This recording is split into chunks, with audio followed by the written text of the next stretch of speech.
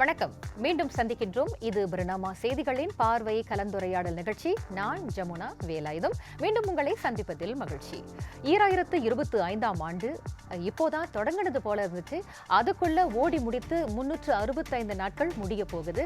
ஆக புது ஆண்டு வரவேற்க நாம காத்து கொண்டிருக்கின்றோம். ஆக இந்த ஆண்டு தொடங்கும் போதே நிறைய திட்டங்கள் வகுத்திருப்போம், இலக்குகள் இருந்திருக்கும், நிறைய எதிர்பாராத ஆசைகள், எதிர்பார்ப்புகள், இப்படி நிறைய விஷயங்கள் இருந்திருக்கும்.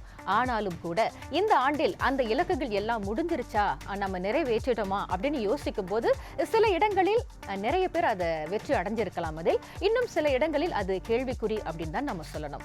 அப்படி இருக்கும்போது புத்தாண்டு தொடங்கவிருக்கின்றது. இங்க தொடங்குகின்ற அந்த புதிய ஆண்டை எப்படி வரவேற்று நம்முடைய இலக்குகளை வகுத்துக் கொள்ள முடியும், எப்படி யோசித்தால், எப்படி சிந்தித்தால் அனைத்தையும் நாம் சாதகமாக்கிக் கொள்ள முடியும் என்பது குறித்து தான் இன்றைய நிகழ்ச்சியில் நாம் பேச போகின்றோம். அது குறித்து பேசுவதற்காக தன் முனைப்பு பேச்சாளர் பேராசிரியர் முனைவர் எஸ் சத்யசீலன் இன்று நம்மோடு அரங்கில் இருக்கின்றார். தொடர்ந்து பேசுவோம். வணக்கம் சார். அன்பு வணக்கம், தமிழ் வணக்கம், வெற்றி வணக்கம். உற்சாகமா இருக்கு. எப்படி இருக்கீங்க நீங்க? என்னுடைய ஆசீர்வாதத்துல நல்லவங்களோட சிந்தனையோட ரொம்ப அழகா நல்ல வாழ்க்கை. எனக்கு அப்படி ஒரு மாதிரி உற்சாகமா இருக்கு சார் இன்றைய நம்மளோட கலந்துரையாடல். சரி, தொடக்கமாக புத்தாண்டு பிறக்க போகுது இல்லையா? இந்த புத்தாண்டுன்னும் போது நிச்சயமாக புதிய சிந்தனை தான் புத்தாண்டு அப்படின்ற மாதிரி இருக்குது. ஆக புதிய சிந்தனை அப்படின்னு சொல்லும் போது எது உங்களுடைய வரையறை? எது நீங்க புதிய சிந்தனையா பாக்குறீங்க? நீங்க பார்க்கிற இந்த முக்கியமான தலைப்பு, இந்த புதிய சிந்தனை அப்படிங்கிறது நிறைய பேருக்கு எப்படி இருக்கு அப்படின்னா, ஒவ்வொரு ஆண்டுமே புதிய ஆடை வாங்குறது, ஒரு புதிய கார் வாங்குறது, புதிய வீடு வாங்குறது, அல்லது புதிய வியாபாரம் தொடங்குவது, இப்படி எதையாவது ஒன்று அடையணும் அப்படிங்கிறதுக்காக வாங்கி கொண்டு சேர்க்கிறது மட்டும்தான் புத்தாண்டுடைய சிந்தனையாக பார்க்குறாங்க. அது தவறுன்னு சொல்ல மாட்டேன். ஆனால் அதை தாண்டி புதிய ஆண்டை எப்படி அணுகணும் அப்படின்னா, கடந்த ஆண்டுகளை காட்டிலும் இந்த ஆண்டு என்னுடைய சிந்தனை ஆக்கம் எந்த வகையில் மாறப்பட்டிருக்கிறது, அந்த புதிய சிந்தனையை எப்படி நான் உருவாக்கிக்கணும். புதிய சிந்தனை அப்படிங்கிறது என்னையும் அது வளர்க்கணும், என்னை சார்ந்தவர்களையும் அது வளர்க்கணும். அப்போ எந்த சிந்தனை இதையெல்லாம் உருவாக்கி கொடுக்குதோ அதுதான் புது சிந்தனையாக இருக்க முடியும் அப்படிங்கிறத நான் நம்புறேன். ஆக ஒரு பொருளையோ எதுலையோ போய் அடையிறது நம்மளுடைய புத்தாண்டு சிந்தனை கிடையாது. அது மட்டும் கிடையாது, சிந்தனை புரட்சி இருக்கணும் அப்படின்னு சரியான வார்த்தை சொன்னீங்க. இந்த சிந்தனை புரட்சி தான் இந்த புதிய சிந்தனைக்கான உத்வேகத்தை உருவாக்கி கொடுக்கும். சரி, புத்தாண்டு அப்படின்னும் போது மனதளவுல என்னவா இருக்கணும்? ரொம்ப அழகாக கேட்டுக்கிட்டே இருக்கீங்க. இந்த ரெண்டாவது கேள்வியை இந்த மனதளவுக்குன்னு மனசுக்குள்ளே வந்துட்டீங்க. இந்த ஒவ்வொரு புத்தாண்டையும் மனதளவில் எப்படி இருக்குன்னா, எந்த காரியத்தை நாம் செய்தால் நாம் மனதளவில் சந்தோஷம் அடைவோம். மனதை வருத்திக்கிட்டு என்னை சுற்றி இருக்கிறவங்களை கஷ்டப்படுத்திக்கிட்டு நான் ஒரு விஷயத்தை அடையணும் அப்படிங்கிறது புதிய சிந்தனை இருக்க முடியாது. அது என்னையும் ஆனந்தப்படுத்தணும், என்னோடு இருப்பவர்களுக்கும் ஒரு சுகவாசம் கொடுக்கணும். அப்படி இருக்கிற ஒரு விஷயம்தான் புதிய சிந்தனையாக இருக்க முடியும். சரி, ஒவ்வொரு ஆண்டும் புது வருடம் தொடங்கும் போது உங்களுக்கு எது புது சிந்தனையாக இருக்கும்? நிச்சயமா அடுத்த வருஷம் உங்களுக்கு ஒரு புது சிந்தனை இருக்கு இல்லையா? அது தெரிஞ்சுக்க ஆர்வமா இருக்கு. இந்த ஆர்வம்ன்ற சொல்றது என்னுடைய புதிய சிந்தனையாக இருக்கிறது. ஆமா, ஏன்னா ஒவ்வொரு ஆண்டுமே ஒரு புதிய எதிர்பார்ப்பு. இதுவரையிலும் அடைய முடியாத, இதுவரையிலும் தொட முடியாத உயரத்தையோ விஷயத்தையோ நான் செய்யணும்னு நினைக்கிறது தான் என்னுடைய புதிய சிந்தனையாகவே இருக்கு. அது ஆர்வத்தின் பேரில் இருக்கும், அல்லது அடுத்தவருக்கு முன்னேற்றத்தை தரக்கூடிய வார்த்தையாக இருக்கணும். என்னுடைய ஒவ்வொரு சொல்லும் ஒருத்தரை வாழ வைக்கும் அப்படின்னா அந்த வார்த்தையே என்னுடைய புதிய சிந்தனையாக ஒவ்வொரு ஆண்டும் இருக்கும். ஏன்னா நீங்க ஒரு தன்முனைப்பு பேச்சாளர் இல்லையா? அப்போ உங்களுடைய பேச்சு, உங்களுடைய சொல் அடுத்தவருடைய வாழ்க்கையில வெளிச்சத்தை ஏற்படுத்தணும் அப்படின்னு நீங்க நினைக்கிறீங்க இல்லையா? நல்ல விஷயம் சார். சரி, அடுத்ததாக இப்ப பொதுவாகவே ஒரு ஆண்டு முடிக்கும் போது அடுத்த ஆண்டு தொடங்கும் போது ரெண்டு விஷயங்கள் சிலர் பார்ப்பாங்க. ஒருத்தர் வருங்காலத்தை பார்த்தா போதும் அப்படின்னு நினைக்கிறவங்க இருப்பாங்க. அது மட்டும் போதாது, கடந்து வந்த பாதையை திரும்பி பார்க்கணும்னு சிலர் நினைப்பாங்க. இதில் எது சரி அப்படின்னு நீங்க நினைக்கிறீங்க? ரெண்டுமே சரி, ரெண்டுமே சரி. காரணம், ஒவ்வொருத்தருடைய பார்வை அவரவருடைய நிலையை பொறுத்து இருக்கு. கடந்து வந்த பாதையை ஒருபோதும் மறக்கவே கூடாது. காரணம், அது நல்ல படிப்பினையாக இருந்திருக்கும். தோல்வியாக இருந்தால் கூட அது ஒரு படிப்பினை கொடுக்கும். வெற்றியாக இருந்தால் கூட இன்னொரு ஆனந்தத்தை கொடுத்து இன்னொரு படிக்கு நம்மளை உந்துதல் பண்ணுமே தவிர எந்த அனுபவமும் கடந்த காலத்தில் அது நமக்கு வீணாக இருக்காது. அப்போ ஒவ்வொரு கடந்து வந்த பாதையும் நாம் திரும்பி பார்த்தல் அவசியம். செய்த தவறாக இருந்தால் அதை சரிப்படுத்திக் கொள்வோம். சரியான விஷயங்களை தொன்று இருந்தால் அதை இன்னும் கொஞ்சம் மெருகூட்டுறதுக்கும் கடந்த கால வாழ்க்கை நிச்சயமா நமக்கு தேவை. அப்ப கடந்த ஆண்டு நாம் எதை செய்தோமோ அதை சற்று திரும்பி பார்க்கறதுல கொஞ்சம் கூட திரும்பி பார்க்கலாம், பார்த்தே ஆகணும் அப்படிங்கிறது என்னுடைய கருத்து. திரும்பி பார்க்கும்போது ஒரு பாடம் இருக்கும் இல்லையா? நிச்சயமா இருக்கும். சரி, இதனை அடுத்து பாத்தீங்கன்னா ஒரு புது ஆண்டு பிறக்கும் போது தீர்மானம் என்றது எல்லாருக்குமே இருக்கும். ஒரு ஒரு புது உத்வேகம் இருக்கும். புது நாள் வருது இல்லையா? அந்த புது ஆண்டு அந்த தீர்மானங்கள் வகுக்கும் போது எந்த மாதிரியான விஷயங்களுக்கு முக்கியத்துவம் கொடுக்கணும்?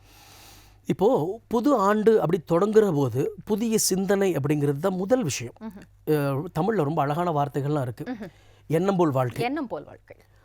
மேன் அஸ் எ திங்கர் அப்படிங்கிற ஆங்கில ஒரு வார்த்தை இருக்கு. நீ எதுவாக எண்ணுகிறாயோ அதுவாகவே ஆகிறாய். என்னுடைய அதான் சொல்லுவாங்க, முதல் கோணல் என்றால் முற்றிலும் கோணல். அப்போ ஆண்டை தொடங்குகிற போது முதல் விஷயம் என்னன்னா, என்னுடைய சிந்தனை செயல் இப்படியாக என்னுடைய வாழ்க்கையை நான் தொடங்குறேன் அப்படின்னா அது அது அது ஆண்டுடைய தொடக்கத்திலே கொண்டு போகிறது மிகப்பெரிய விசேஷம். காரணம், சிந்தனை ஆக்கம் என்பது தான் நம்மளுடைய திறனையும் செயலையும் அடுத்த நிலைக்கு கொண்டு போக போகுது. அப்போ ஒவ்வொருத்தருடைய சிந்தனை எண்ணம் எதுவாக உயர்ந்திருக்கிறதோ அதுபோல தான் வாழ்க்கையும் உயரும். அப்படிங்கிறதுனால ஒவ்வொரு ஆண்டை தொடங்குற போது நல்ல சிந்தனையை நிச்சயமாக ஒரு நல்ல வார்த்தையோடு தொடங்குவது அவசியம். சரி, அந்த தீர்மானங்கள் வகுக்கிறாங்க இல்லையா, அது பாதியிலே தோல்வி அடைறதுக்கான வாய்ப்பு இருக்குது. குறிப்பாகவே இதுல இது ஒரு நாளைக்கு பார்க்கலாம் அப்படின்ற ஒரு விஷயங்கள் வந்து இப்ப ஒரு டயட் பிளான் இருக்கும். ஓகே, இதை நம்ம செய்யலாம் அப்படின்னு இருக்கும். ஒரு கார் வாங்குறது இருக்கும், ஒரு வீடு வாங்குறது இருக்கும். அதற்கு காட்டுற முக்கியத்துவம் வந்து இந்த டயட் பிளானிங்ல இருக்க வாய்ப்பு இல்லை. இப்போ ஒரு 10 நாள் கடந்துருச்சுன்னா பரவாயில்ல, February 1st இருந்து பார்த்துக்கலாம், March 1st இருந்து பார்த்துக்கலாம் அப்படின்ற ஒரு சிந்தனை வரும். இது ஏன் நடக்குது? இது முதல்ல இந்த வார்த்தையை கொஞ்சம் கவனிக்கணும். பல பேர் வந்து வார்த்தையும் கவனிக்கணும், வார்த்தைகளில் மறைந்திருக்கிற அர்த்தங்களையும் கவனிக்கணும். இந்த நாளைங்கிற வார்த்தை ஆங்கிலத்தில் டுமாரோ அப்படின்னு சொல்லுவோம் இல்லைங்களா? ஆக்சுவலி டுமாரோ என்பது ஒன்று கிடையாது. ஏன்னா அது நிஜம் இல்லாதது. நாளை என்ற வார்த்தை நம்பிக்கையை தவிர அது நிஜம் அல்ல, அது ஒரு நிழல். காரணம் என்னன்னா, இந்த டுமாரோ என்ற வார்த்தையை, நாளை என்ற வார்த்தையை கொஞ்சம் மாற்றி பார்க்கலாமேன்ற. டுமாரோ என்பது பிரசன்ட் கண்டினியூவஸ். எவர் ஒருவர் தன்னுடைய செயலை, காரியத்தை இன்று தொடங்கி முடிக்க முடியாமல் நாளை கொண்டு போகிறாங்களோ அதுக்கு பேர் பிரசன்ட் கண்டினியூவஸ். இன்று செய்ய வேண்டியதை இன்று செய்யாமல் நாளை பார்த்துக்கலாம் அப்படின்னு சொல்றவங்களுக்கு நாளை நிஜம் அல்ல. அது எந்த நம்பிக்கையில நாளையை பத்தி பேச முடியும்? ஆக இந்த நாளை யாருக்கு சொந்தம் அப்படின்னா, இன்று செய்ய வேண்டிய காரியத்தை தொடங்கியவர்களுக்கு தான் நாளை அவர்களுக்கு சொந்தமாகிறது.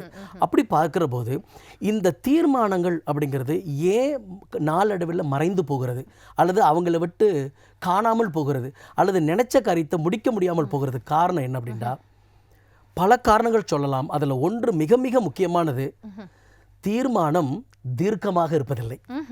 எல்லாரும் தீர்மானம் எடுப்போம், ரெசல்யூஷன் எடுப்போம், இந்த வருஷம் அடுத்த வருஷம் வரும்போது இதெல்லாம் பண்ணிடலாம் அப்படின்னு நினைப்போம். அது எல்லாருக்கும் உள்ள சுதந்திர எண்ணம் அது.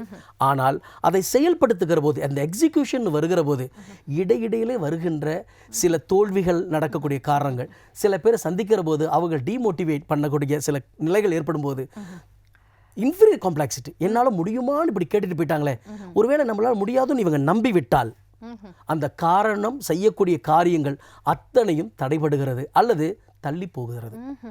அப்ப இது எல்லாம் ஏன் நடக்குது அப்படின்னா, நான் முதலில் என்னை நம்புவதில்லை.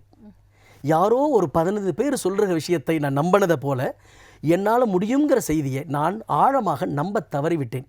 எந்த காரியம் எடுத்தாலும் தீர்மானம் என்பது முக்கியம், ஆனால் அந்த தீர்மானம் தீர்க்கமாக இருப்பது அதைவிட முக்கியம். சரி, இப்ப நீங்க டுமாரோ அப்படின்ற ஒரு வார்த்தை சொன்னதுனால அதற்கு போட்டியா நான் ஒரு ஆங்கில வார்த்தையை சொல்றேன். அதாவது டுமாரோவுக்கு ஏன் டுமாரோன்ற வார்த்தைக்கு போறாங்கன்னா, இன்னைக்கு நான் பிஸியா இருக்கிறேன். அப்ப டுமாரோவுக்கு வரதுக்கு காரணம், இன்னைக்கு நான் பிஸியா இருக்கிறேன், என்னால எல்லா வேலையும் செய்ய முடியுது, காலையில இருந்து பிஸியா இருக்கேன், வேலையா இருக்க, போறேன் வரேன் எல்லாம் செய்யறேன், ஆனா என்னால இன்னைக்கு இந்த வேலையை முடிக்க முடியல, அதனாலதான் பார்த்துக்கலாம் நாளைக்கு அப்படின்னு நம்ம சொல்றோம். அந்த பிஸின்ற வார்த்தை எப்படி ஒரு மனிதனை வந்து பின்னுக்கு தள்ளுது அப்படின்னு நீங்க நினைக்கிறீங்க? இந்த கருத்தை நான் முன்னாடி வைக்கிற போது பலருக்கு இது முரண்பாடாக இருக்கலாம். ஆனால் கொஞ்சம் மனதை திறந்து வைங்க, கொஞ்சம் காதுகளை விசாலமாக வைங்க, செய்திகளை முதல்ல உள்வாங்கிக் கொள்ளுங்கள், பிறகு நீங்கள் அசை போடுங்க அது சரியா தவறா என்பது. காரணம் என்ன அப்படின்னா, ஒவ்வொரு வார்த்தைக்கும் ஒரு சக்தி நிலை உண்டு. இந்த பிஸி அப்படிங்கிற வார்த்தை தவறுன்னு நான் சொல்ல மாட்டேன், ஆனால் அதை முடிந்தவரை பயன்படுத்தாமல் இருப்பது நல்லது. காரணம், இந்த பிஸின்னு சொல்லுகிற போது நமக்கு ஒரு ஈகோயிசம் உருவாகிறது. அதாவது ரொம்ப வேலையா இருக்கிறேன், நான் அதிக வேலையில் இருக்கிறதுனால எனக்கு ரெஸ்ட் வேணும்னு நினைக்கிற இன்னொரு ஒரு உள் சக்தி ஒரு நிலை உருவாகும். அப்ப அதுக்கான நேரத்தை நான் தேடுகிற போது நான் உழைக்க வேண்டிய நேரத்தை குறைத்து விடுவேன். நிறைய பேரை பார்த்துருக்குறோம், உங்களுடைய வாழ்க்கையிலும் பார்த்துருப்பீங்க, எல்லாருமே பார்த்துருப்போம். நான் ரொம்ப பிஸின்னு சொன்னவங்களாம் இன்னைக்கு ரொம்ப ஃப்ரீ ஆயிட்டாங்க. ரொம்ப ஃப்ரீயா இருக்கும்னு நினைச்சவங்க ரொம்ப பிஸியா இருக்காங்க. இந்த பிஸி அப்படிங்கிறது வந்து தவறான வார்த்தை என்று நான் சொல்லலை. ஆனால் அந்த வார்த்தையோட பயன்பாட்டை குறைத்து கொண்டால் அதற்கு பதிலாக இன்னொரு வார்த்தையை பயன்படுத்திக்கலாம் அப்படி ஒரு சின்ன ஆலோசனை கொடுக்குறேன். என்ன வார்த்தை சார்? அது என்ன அப்படின்னா, பிஸின்னு சொல்லாமல் ஐ மீன் வித் டைட் ஷெட்யூல்னு சொல்லி பாருங்களேன். என்னுடைய கால அட்டவணை கொஞ்சம் நிறைய பூர்த்தி செய்யப்பட்டிருக்கு, அதனால எல்லாத்தையும் நான் காலத்திற்கேற்ப செய்துக்கிட்டு இருக்கிறேன்னு சொல்லி பாருங்க. பிஸின்ற வார்த்தை கொஞ்சம் குறைஞ்சிடும். ஸோ அப்போ பிஸின்றது எல்லாருமே பிஸியாக இருக்கிறது இல்லையா? மனிதராக இருந்தால் எல்லாருமே டைட் ஷெட்யூல் இருக்கணுமே தவிர பிஸியாக இருக்க தேவையில்லை. எல்லாரும் ஒரு இடத்தை நோக்கி ஓடுறோம், ஆனால் ஓடிக்கொண்டிருப்பவர்கள் எல்லாம் ஜெயிப்பதில்லை. கடைசியாக சேர்கின்ற இடத்துல தோற்று விடுகிறார்கள். காரணம், நான் பிஸின்னு சொல்லிக்கிட்டே இருக்கிறனால. ஏன்னா இந்த வார்த்தை 3 எழுத்துல தொடங்குது, ஈகோ அப்படி போய் முடியுது. நான் ரொம்ப பிஸியாக இருக்கேன். நிறைய பேர் சொல்லி பாருங்க, ஏங்க நேற்று கால் பண்ண எடுக்கல, நான் ரொம்ப பிஸிங்க. அதனால உறவுகளை இழக்கிறோம், காலத்தை கழிக்கிறோம், நிறைய பேர்கிட்ட வெறுப்பை சேர்த்துக்கிறோம். இவர் மட்டும்தான் வாழ்க்கையில் ரொம்ப பிஸியாக இருக்காரா, நமக்குலாம் நேரம் இல்லையா, ஆனால் அவருக்கு தேவையானவங்களுக்கெல்லாம் அவர் ரொம்ப டைம் கொடுக்க முடியுது அப்படின்னு பார்க்கும்போது அங்கே பிரிவினை ஏற்படுது. அப்போ இதெல்லாம் எது அப்படின்னா ஈகோ. ஈகோ என்பது என்ன, ரொம்ப சிம்பிள், எல்லாருக்கும் தெரியும். நான் ஏன்னோ ஒரு புதிய விஷயம் சொல்கிறேன் அப்படின்னு எடுத்துக்க வேண்டாம். நான் கலந்துரையாடுகின்ற வார்த்தைகளுடைய பயன்பாடு என்னன்னு தெரிஞ்சிட்டாலே இந்த பிஸின்ற வார்த்தைக்கு இவ்வளோ பெரிய விஷயம் இருக்கான்னு யோசிப்பீங்க. இந்த பிஸி என்று சொல்லுகிற போது எனக்குள்ளே ஒரு ஈகோயிஸ்டிக் உருவாகுது. இந்த ஈகோ என்பது என்ன, EGO, எக்ஸன்ஸ் காட் அவுட். உள்ளே இருக்கும் இறைத்தன்மையானது எப்போ எனக்குள்ள பிஸின்னு ஒரு வார்த்தை வருதோ அது என்னிடம் இருந்து வெளியேறுகிறது. இதுக்கு மேலே நான் பிஸியே சொல்ல மாட்டேன் சார், எங்கேயுமே சொல்லாமல் இருப்பது நல்லது. சரி, அடுத்ததாக பார்த்தீங்கன்னா நேர்மறை சிந்தனை அப்படின்றது இப்போ பாசிட்டிவ் திங்கிங், அந்த தாட்ஸ் இருக்கு இல்லையா, அது இருந்தால் அடுத்த கட்டத்துக்கு போகலாம். ஒரு மனிதனை வந்து எப்படியும் அது வந்து அடுத்த கட்டத்துக்கு கொண்டு போயிடும் அப்படின்னு சொல்லப்படுது. இந்த சிந்தனை எப்படி வளர்த்துக்கலாம் சார்? முதல் விஷயம், பேசுகிற வார்த்தைகளில் இல்லை என்ற வார்த்தையை தவிர்த்தல் நல்லது. முடிந்தவரை தவிர்க்க முடியலனாலும் முடிந்தவரை முயற்சி பண்ணணும். இல்லை அப்படின்னு சொல்கிறது. இப்போ உங்களுக்கு இப்போ எது வாங்குறதா, பணம் இல்லைங்க, என்கிட்ட பணம் இல்லைங்க அப்படி சொல்ல வேண்டாம். யாருக்குமே பணம் இல்லாத சூழ்நிலை இல்லை, பணம் குறைவாக இருக்கிறது. என்கிட்ட இப்போ பணம் பத்தில் இல்லை குறைவாக இருக்குது. அந்த இல்லைன்றது முடிஞ்ச வரைக்கும் அவாய்ட் பண்ணணும். இது பாசிட்டிவ் எஃபர்மேஷன், இது சுய கட்டளை, நேர்மறையான எண்ணங்கள். எப்போ நாம் வந்து நேர்மறையான சிந்தனை உருவாக்குறோமோ நம்மளை உடலை சுற்றி நம்ம கண்ணுக்கு தெரியாத ஒரு ஒளிவட்டம்னு சொல்லக்கூடிய ஆறா நிலை தானாகவே பாசிட்டிவ் நிலையில் உருவாகிடும். எந்த எதிர்மறை சிந்தனைகளும் எந்த எதிர்மறை வார்த்தைகளும் நம்மளை கொண்டு வந்து பெனட்ரேட் பண்ணாமல் அல்லது நம்மளை தாக்காமல் இருக்கிறதுக்கு இந்த ஓரா நம்மளை பாதுகாக்கும். அப்போது இந்த ஓராவை உருவாக்குறது இந்த சிந்தனைகள் தான். இந்த சிந்தனை எப்படி உருவாக்குறது அப்படின்னா, நல்லவர்களோடு சேருகிற போது, காந்தியடிகள் சொல்கிற மாதிரி நல்ல புத்தகங்களை தேர்ந்தெடுத்து படிக்கிற போது, நல்ல நண்பர்களை உருவாக்குகிற போது, நல்ல சூழ்நிலை உருவாக்குகிற போது என்ன ஆகும் அப்படின்னா, இந்த சிந்தனைகள்லாம் புதுப்பிக்கப்படுகிறது. எப்படி நம்முடைய செல்ஸ் எல்லாம் ரெஜுவினேட் ஆகிறதோ அது மாதிரி சிந்தனைகள் புதுப்பிக்கப்படுகிற போது புதிய சிந்தனை தானாக உருவாகும். இதுக்கு காரணம் புதிய நல்ல புத்தகங்கள், புதிய நல்ல நண்பர்கள், புதிய நல்ல சூழ்நிலைகள். இந்த 3மே சேர்ந்தா நம்முடைய சிந்தனை புதுசாகவே இருக்கும். ஆனால் சார், இன்றைக்கு காலத்தில் பார்த்தீங்கன்னா AI கூடவே பேச நிறைய நேரம் சரியாக இருக்குது. அதனால வந்து நல்ல புத்தகங்கள் தேர்ந்தெடுத்து படிக்கிறது ரொம்ப குறைவாக இருக்கு இல்லையா? நிச்சயமாக. அதனால தான் என்ன பண்ணியிருக்கோம், நான் சமீபத்தில் ஒரு புத்தகம் எழுதி வெளியீடு செய்தேன். ரொம்ப மனோவியல் புத்தகமாக அது வெளியீடு காண போகிற போது நிறைய பேர் கேட்டாங்க, இப்போ எல்லாமே வந்து பிளக் அண்ட் பிளேயில் வந்துருச்சே, அப்படி காரில் போட்டுட்டு கேட்குற மாதிரி செய்திருக்கலாமே. நான் சொன்னேன், இல்லை, நல்ல புத்தகங்களை நீங்கள் எப்போது அணுகுகிறீர்களோ உங்கள் வாழ்க்கை மாற்றத்திற்கு புத்தகங்கள் மிகப்பெரிய இடத்தை உங்களுக்கு கொடுக்கும். அதனால் முதல்ல வாசிக்கும் பழக்கத்தை உருவாக்கிக்குங்க அப்படிங்கிறதுக்காக ஒரு எடுத்த முயற்சியாக பாருங்களேன் அப்படின்னு சொல்லி ஆரம்பித்தது தான். இந்த புத்தகங்கள் அவ்வளவு நெருக்கமாக நம்மளை வழி நடத்தும். சரி, ஒருவேளை நல்ல புத்தகங்கள் படிக்க நேரம் இல்லை என்றாலும், பிஸி கிடையாது, பற்றாக்குறை என்றாலும் நல்ல விஷயங்கள் கேட்கலாம் இல்லையா? நிச்சயமாக. இது எல்லாத்துக்குமே ஒரு ஆல்டர்னேட்டிவ் இருக்குது. நீங்கள் எனக்கு நல்லா கவனிச்சோம் அப்படின்னா, படிக்க முடியல, நேரம் பற்றாக்குறையாக இருக்கிறனால அட்லீஸ்ட் நல்ல விஷயங்களை கேட்பதற்கான வாய்ப்பு வசதிகளை ஏற்படுத்திக்கலாம். இந்த நல்ல விஷயங்களை கேட்கறது யார் மூலியம் அப்படின்னா, ஒரு நல்ல வானொலி நிகழ்ச்சி மூலயமா, ஒரு டிவி ப்ரோக்ராம் மூலயமா. அது மட்டும் இல்லை, படிக்க நேரம் இல்லைன்னா பேசுகிற நண்பர்களோடு, நல்ல நண்பர்களோடு பேசினாலே போதுமானது. யாரெல்லாம் தீய வார்த்தைகளை பயன்படுத்துகிறாங்களோ, தேவையில்லாத விஷயங்களை பயன்படுத்துகிறாங்களோ, நம்மளுடைய வளர்ச்சிக்கு முரண்பாடாக இருக்காங்களோ, அவர்களிடமிருந்து நீங்கள் விலகி நின்றாலே அதுவே பெரிய விஷயம். அதுதான் புதிய சிந்தனைக்கான ஒரு புரட்சிக்கான ஒரு வழியாக கூட நான் பார்க்குறேன். சரிங்க சார், இந்த நெகட்டிவ் திங்கிங் இருக்கு இல்லையா, அது எப்படி ஒருத்தரை வந்து கீழே இறக்குதுன்னு நினைக்கிறீங்க? நிச்சயமாக, ஒரே விஷயத்தை நீங்கள் 10 முறை சொல்லிட்டா அது நெகட்டிவான விஷயமா இருக்கட்டும். இப்போது நீங்கள் நல்லா வாழ்வீங்க அப்படின்னு சொல்கிறேன்னு வச்சுங்களேன், அது ஒரு 10 பேர் சொல்லிட்டான்னு வச்சுங்களேன், ஒருவேளை நம்ம வாழ்க்கை நல்லா இருக்க போல ஒருவேளை இருக்கு. ஜாலியா மகிழ்ச்சி, அது ஒரு ஆசீர்வாதம். அந்த அந்த அந்த நாளே பெரிய ஒரு ஆசீர்வாதம். மகிழ்ச்சியா இருக்கும். அழகான வார்த்தை சொன்னீங்க, அது பெரிய ஆசீர்வாதம். அந்த மாதிரி கேட்கறதுக்கு நீங்கள் நபர்கள் குறைவு. ஆனால் உங்களை நிந்திப்பதற்கும் உங்களை சங்கடப்படுத்துவதற்கும் உங்கள் மனவேதனையை கொஞ்சம் பார்த்து ரசிக்கிறதுக்கும் சில பேர் இருக்கிறவங்க. அந்த மாதிரி நபர்கள் ஒரு விஷயத்தை மீண்டும் மீண்டும், நீ நல்லா இருக்க மாட்டேன், நீ நாசமாக போயிடுவேன், நீ சரியாக இருக்க மாட்டேன், உன்னால் இது முடியாது, இது நீ உதவாக்குற, you are useless, you are யூஸ்ட்லெஸ்ன்னு சொல்கிறதுக்கு ஆள் இல்லை. உன்னிடம் திறமை இருக்கிறது, அந்த அந்த திறமையை பயன்படுத்திக் கொள்ள ஆள் இல்லை அப்படின்னு சொல்ல மாட்டாங்க, யூஸ்லெஸ்.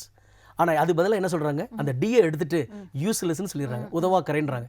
இப்போ இந்த மாதிரி ஒரு 10 முறை அல்லது 20 முறை உங்கள்கிட்ட சொல்லிட்டா என் மூளை அதை நம்ப ஆரம்பிக்கும். எப்போது என்னோட மூளை ஒரு விஷயத்தை நல்லதும் கெட்டதையும் ரெண்டையும் நம்ப ஆரம்பிக்குதோ, இந்த மனம் இருக்குல்ல, மைண்டு, அது அதை ஏற்றுக்கொள்ளும். இந்த மூளை நம்பியதை மனம் ஏற்றுக்கொண்டு விட்டால் அது கடைசி வரைக்கும் உங்களை நம்மளாம் மாற்ற முடியாது. அதான் சொல்லுவாங்க, குழந்தை தொடங்குற விஷயங்கள் எதெல்லாம் திணிக்கப்படுகிறதோ, கொடுக்கப்படுகிறதோ, அதெல்லாம் சுடுகாடு வரை நீடிக்கும்.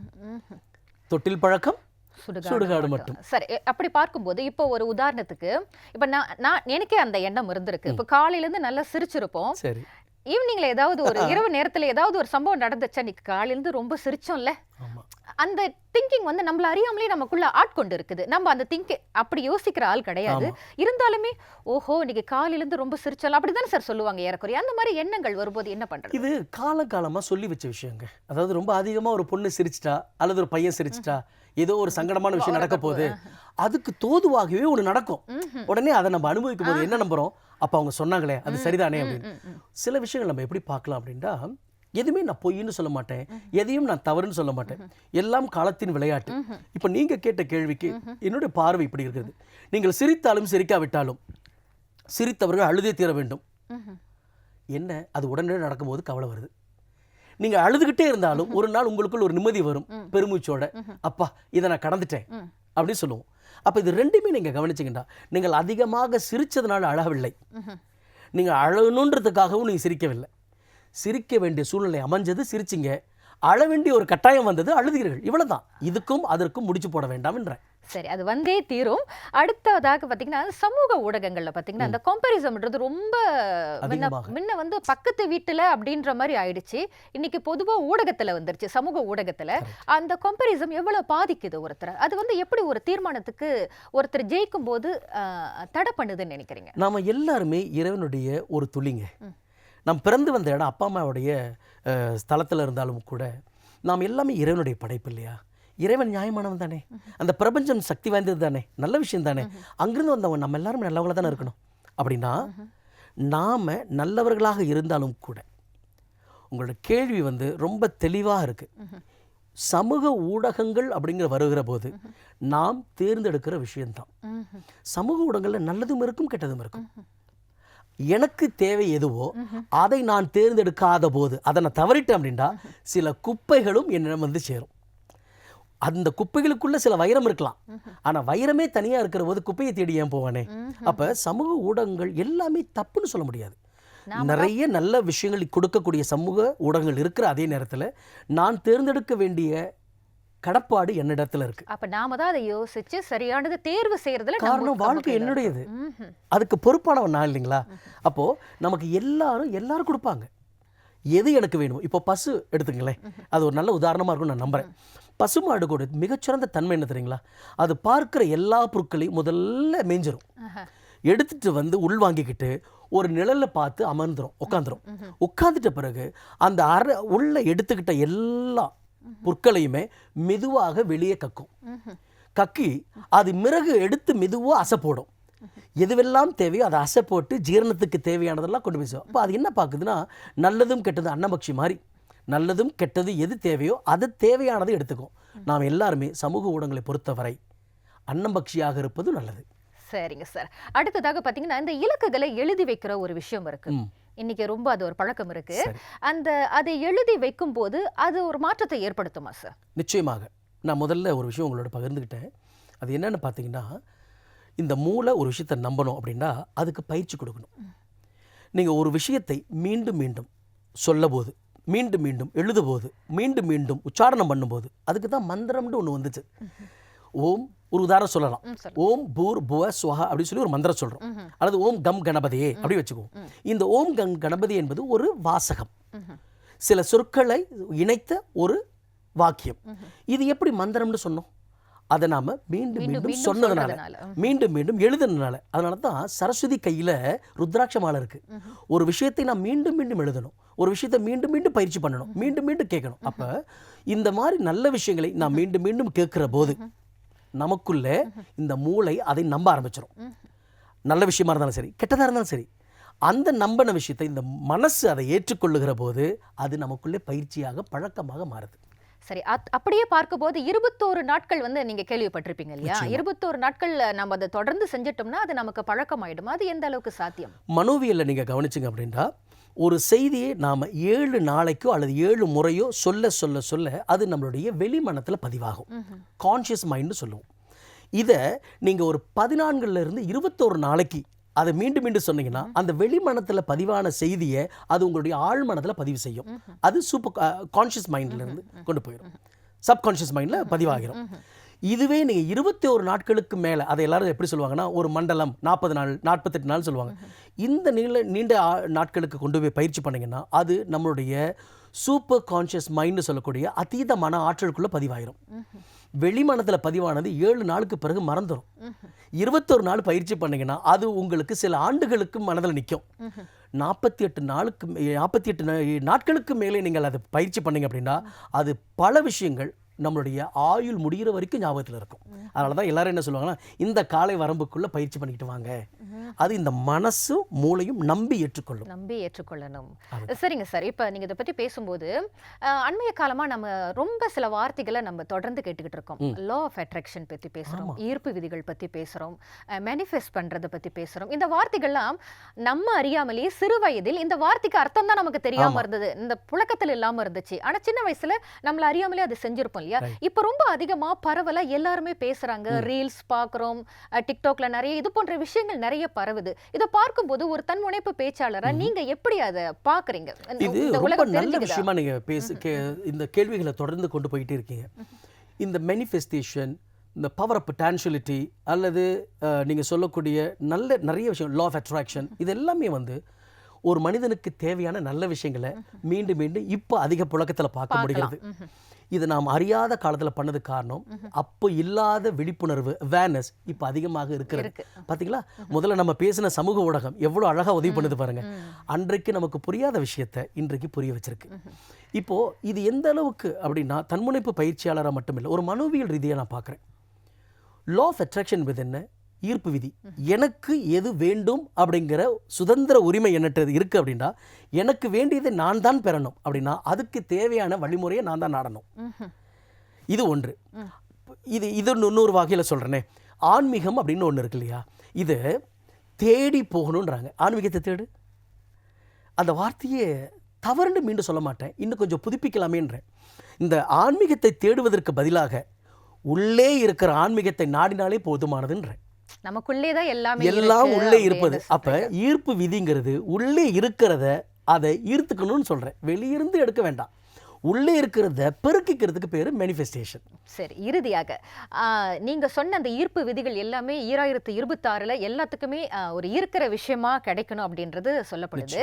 ஓகே, ஒருவேளை இந்த இலக்குகள் அடையாம போகலாம் இல்லையா? நிச்சயமாக எல்லாம் செய்திருப்பாங்க, எல்லாமே சரியா செய்திருப்பாங்க, ஒரு கீழே ஒரு சரிவு இருந்திருக்கும், விழுந்திருப்பாங்க. அந்த அடையாத போகும்போது அந்த தோல்வி எப்படி பார்க்கலாம், அதுல இருந்து எப்படி நம்ம மீண்டும் அடுத்த வருஷத்துல கால வைக்கலாம் அப்படின்னு நீங்கள் கேட்கிற கேள்வியை உற்சாகம் நிறைஞ்சிருக்குங்க.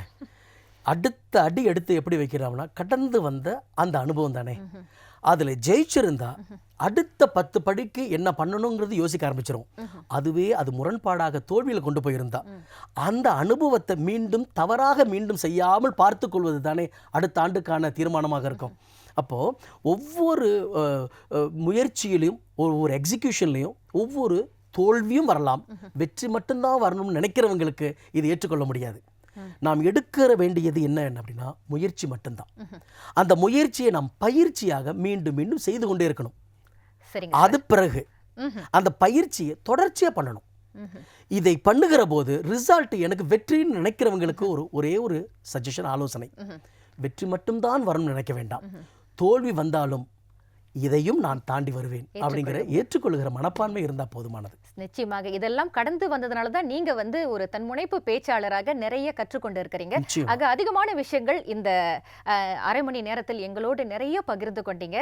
இந்த நீங்கள் கொடுத்த அந்த தன்முனைப்பான பேச்சுக்கள், உரைகள் எல்லாமே எங்களுக்கு அடுத்த கட்டத்துக்கு கொண்டுட்டு போக குறிப்பிட்ட எனக்கு ரொம்ப ஒரு வழிகாட்டியா இருக்கும். நான் நம்புறேன் நேயர்களுக்கும் அப்படி இருக்கும். வாய்ப்பு இருந்தால் நான் மீண்டும் சந்திக்கலாம் சார். என்னுடைய ஆசீர்வாதத்தில் எனக்கு கொடுத்த இந்த வாய்ப்புக்கு நன்றி. எல்லா மக்களுக்கும் இந்த வேலையில் 2026 ஒரு புத்துணர்ச்சி கொண்ட ஆண்டாக அனைவருக்கும் மலரட்டும் என்ற நம்பிக்கையோடு விடைபெறுகிறேன். நன்றி. நன்றிங்க சார். மீண்டும் சந்திக்கலாம். 2025ஆம் ஆண்டு இன்னும் ஒரு சில தினங்களில் நிறைவடைய போகின்றது. ஆக இதுதான் இந்த ஆண்டின் இறுதி பார்வை நிகழ்ச்சி. ஆக கடந்த வாரங்களில் இந்த ஆண்டில் அதிகமான பார்வை நிகழ்ச்சியில் அதிகமான சந்திப்புகள் மூலம் மக்களுக்கு நிறைய பயனுள்ள தகவல்களை, சந்திப்புகளை நாம் ஏற்படுத்தி கொடுத்திருந்தோம். இன்னும் புதுவிதமான தலைப்புகளை சந்திப்புகள் செய்யலாம் அப்படின்னு நீங்க நினைச்சீங்கன்னா உங்களுடைய கருத்துக்களை வழக்கம் போலவே நீங்கள் எங்களுக்கு திரையில் காணும் அகப்பக்கத்தில் எங்களுடைய மின்னஞ்சல் முகவரியில் உங்களுடைய கருத்துக்களை பகிர்ந்து கொள்ளலாம். கருத்துக்கள் வரவேற்க படுகின்றது. எனவே எண்ணம் போல் வாழ்க்கை, உங்களது எண்ணம் போல் அடுத்த ஆண்டு, புதிய ஆண்டு சிறப்பாக அமைய என்னுடைய மனமார்ந்த வாழ்த்துக்கள். அனைவருக்கும் இனிய புத்தாண்டு வாழ்த்துக்கள். விடைபெறுகிறேன். நான் ஜமுனா வேலாயுதம்.